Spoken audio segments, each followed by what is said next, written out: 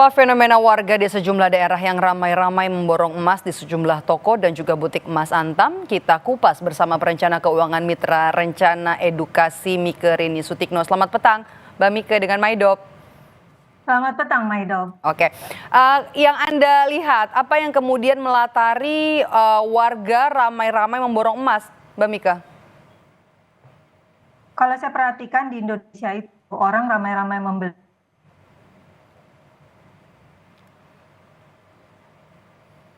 Oke,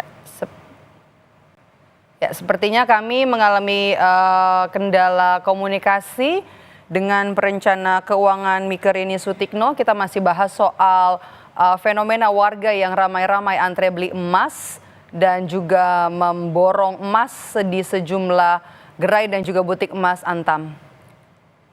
Mbak Mike masih bisa dengar suara saya?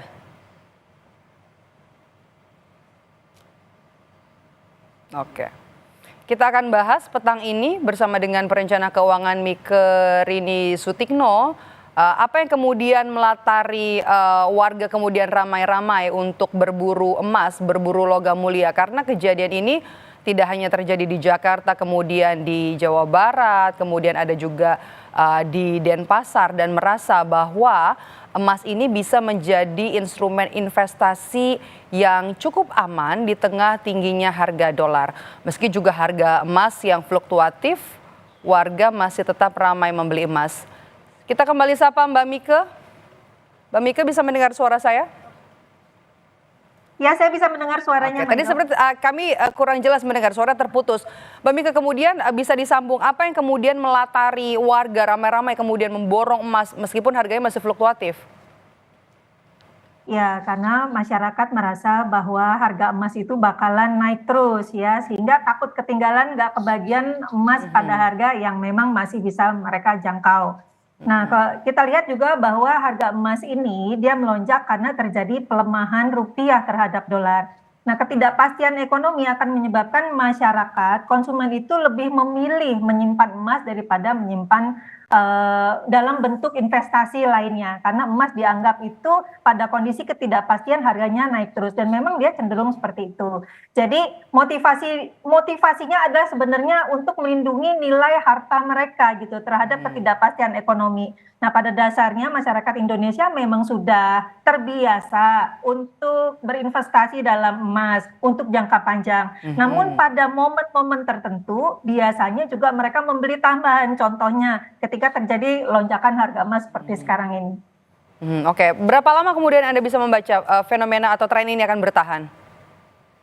Kalau kita prediksi sebenarnya tidak ada kepastian ya. Namun kalau saya perhatikan dari sejumlah ahli ya, sejumlah ahli mengatakan bahwa akan terjadi pelemahan rupiah ya karena terjadi perang tarif. Kita baru saja kita juga sudah mengamati bahwa kebijakan tarif dari Presiden Trump sendiri dari US akan menyebabkan terjadinya perang dagang. Tapi sebenarnya kita tidak perlu sampai panik. Namun prediksi memperlihatkan bahwa kemungkinan akan naik lagi itu bisa saja terjadi. Nah, menurut saya sebenarnya masyarakat tidak perlu panik.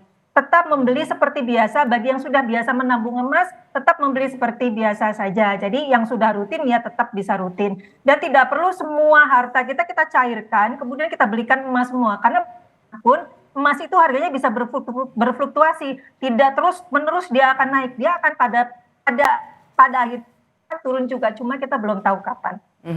Kalau kita lihat kan sebenarnya apa yang terjadi akhir-akhir ini kan daya beli masyarakat kemudian juga menurun. Tapi setelah Lebaran atau pasca Lebaran ini kita lihat ada fenomena masyarakat ramai-ramai antre, bahkan ada yang sudah memesan sampai 2 bulan lagi untuk memborong emas. Ya, itu karena terjadinya apa ya, kepanikan kalau menurut saya. Ya, kepanikan karena bagaimanapun juga ketika inflasi naik ya, ketika terjadi kenaikan harga-harga barang, masyarakat itu ingin agar daya belinya itu tetap terjamin gitu ya. Nah, karena itu menurut saya wajar jika konsumen atau masyarakat mulai memborong emas, yang mana malah menyebabkan harga emas itu melonjak. Menurut saya itu bisa positif ya, bisa juga ada plus minusnya lah. paling tidak masyarakat memiliki persiapan lah, memiliki tindakan atau menunjukkan tindakan antisipasi terhadap ketidakpastian ekonomi lah, daripada dia konsumsi berlebihan belanja ya, yang mana tidak menaikkan nilai aset mereka. Lebih baik mereka berinvestasi. Jadi menurut saya lebih ke arah positif thinkingnya saja.